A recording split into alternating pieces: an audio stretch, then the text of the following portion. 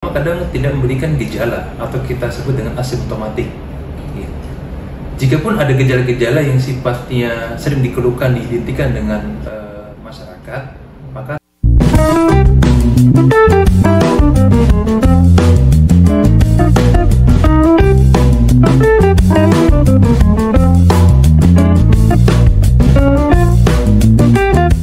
Halo sahabat Hermina, hari ini kembali lagi kita berjumpa di dalam podcast Hermina.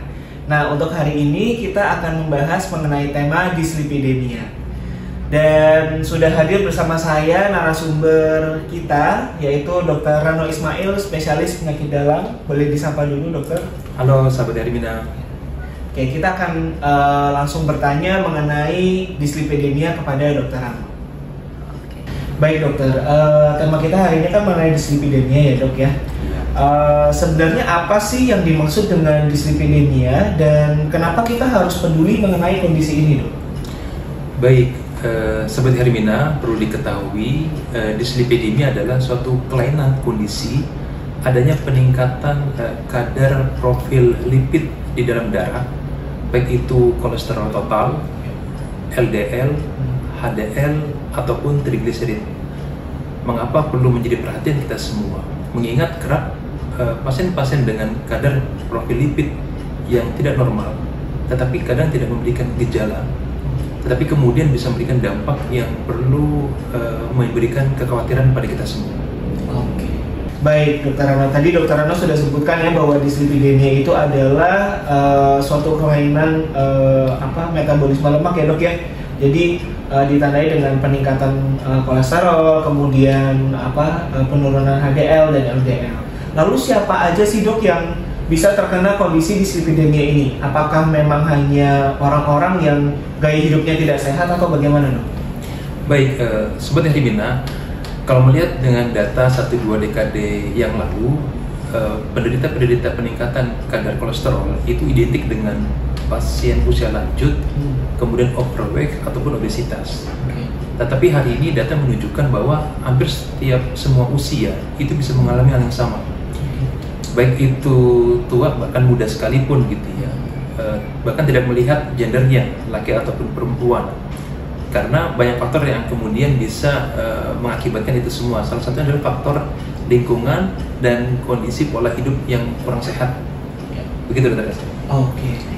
Jadi dislipidemia itu bisa tidak hanya mengenai pasien lansia ya dok, yang seperti kita ketahui beberapa tahun lalu ya dok ya. Iya. Berarti bisa ke dewasa maupun dewasa muda juga ya dok. Iya. Oke. Lalu apa sih dok tanda dan gejala orang-orang yang memiliki suatu kelainan dislipidemia dok? Apakah dia diam-diam terus tiba-tiba waktu dicek, oh kolesterolnya tinggi? Apa mungkin ada tanda dan gejalanya dok? Baik.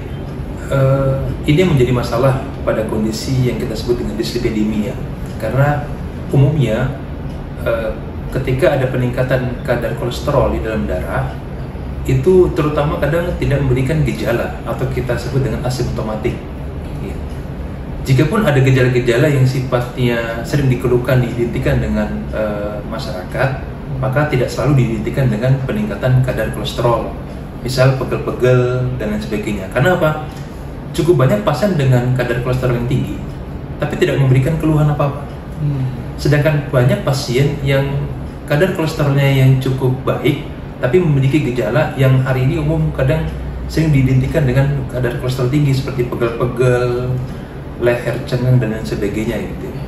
Sehingga itu yang menjadi perhatian kita, gejala asimptomatik tanpa bergejala, tapi kemudian dengan pemeriksaan penunjang atau ditambah dengan pemeriksaan laboratoris kemudian menunjukkan adanya peningkatan kadar kolesterol, bahkan sudah bisa memberikan komplikasi.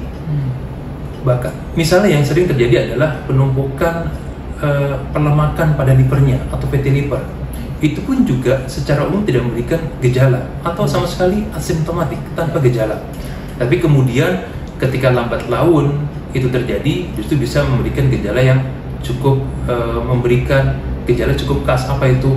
Kadang seperti gejala seperti dispepsia, tapi rupanya apa? Komplikasi dari fatty liver adalah batu empedu atau polilitiasis. Dan tentu yang dikhawatirkan adalah gejala yang asimptomatik awalnya, tapi kemudian bisa memberikan gejala yang justru perlu kita waspadai, terutama ketika adanya kelainan pada cerebrovaskular, pembuluh darah di daerah otak, ya, bahkan cenderung bisa mengakibatkan gejala stroke. Dan yang tentu yang dikhawatirkan adalah ketika mengalami komplikasi kardiovaskuler, ketika ada sumbatan gejala-gejala yang mengakibatkan ancaman pada pembuluh darah koroner di jantung. Itu dokter. Baik dok, berarti memang kondisi dislipidemia ini memang benar bisa asimptomatik ya dok, atau istilahnya tidak ada gejala ya dok ya. Lalu kalau misalnya nih dok, sudah ada seseorang atau sahabat Hermina yang mungkin sudah cek dan ternyata kolesterolnya tinggi atau LDL-nya tinggi gitu, itu harus bagaimana dok? Apakah harus minum obat seumur hidup atau bisa dikontrol dengan obat selama beberapa waktu saja? Baik Dr. Esel, sebelum kita menjawab terkait dengan apakah butuh obat atau tidak, maka sahabat Hermina perlu ada yang diketahui sebelumnya bahwa ada kondisi yang disebut dengan sindrom metabolik, suatu kondisi kelainan adanya gangguan kadar profil lipid di dalam darah dan kadang disertai adanya gangguan regulasi gula, diabetes mellitus, atau minimal mungkin gejala prediabetik, sehingga perlu diperhatikan ketika adanya kontrol terkait dengan kadar profil lipid, maka baiknya untuk melakukan screening pemeriksaan yang lain, gula darah puasa, dan minimal pemeriksaan yang lebih spesifik, minimal untuk mencegah apakah jatuh dalam kondisi diabetes atau prediabetes, atau kita sebut dengan HbA1c. Juga pemeriksaan dengan fungsi ginjalnya. Dan tentu terkait dengan terapi obat untuk kolesterol, maka tentu pemberian obat kolesterol itu juga ada indikasinya.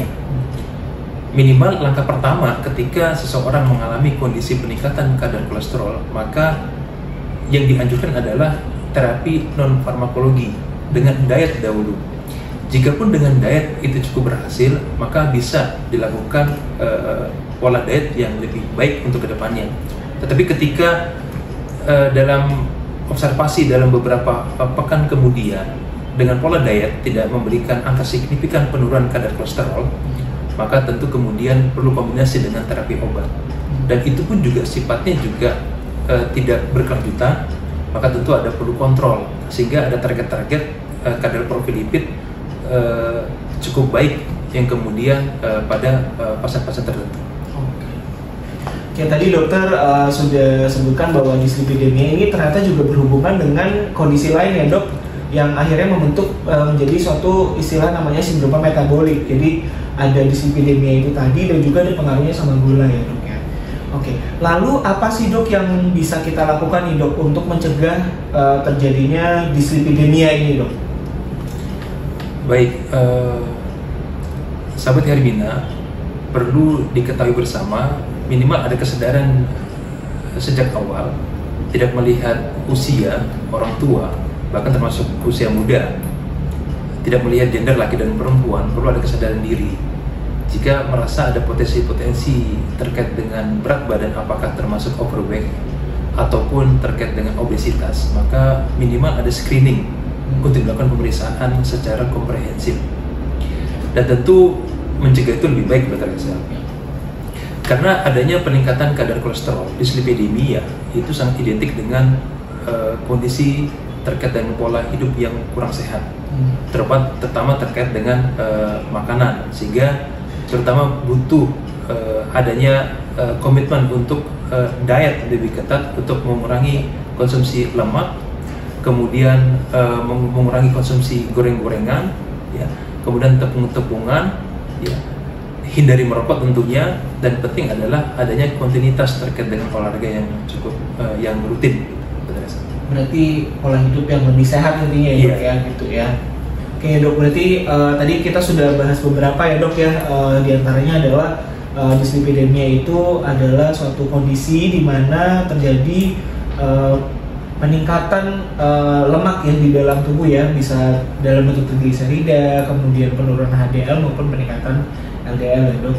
Dan dislipidemia ini juga biasanya itu asimptomatik atau tidak bergejala, sehingga memerlukan pemeriksaan rutin ya dok, dan biasanya berkaitan dengan suatu penyakit lain, yaitu sindroma metabolik yang ditandai dengan ada peningkatan gula darah juga. Nah ini juga pengobatannya juga perlu pemantauan khusus ya dok, pemeriksaan laboratorium secara rutin dan bisa dicegah dengan pola hidup sehat, gitu ya dok ya, benar ya. Oke, mungkin sudah dulu dokter hari ini pertanyaan-pertanyaan untuk sahabat-sahabat Hermina. Terima kasih banyak Dr. Rano sudah berkenan hadir dan memberikan informasinya, ilmunya kepada kita semua. Sampai bertemu kembali di podcast berikutnya. Sampai jumpa sahabat Hermina.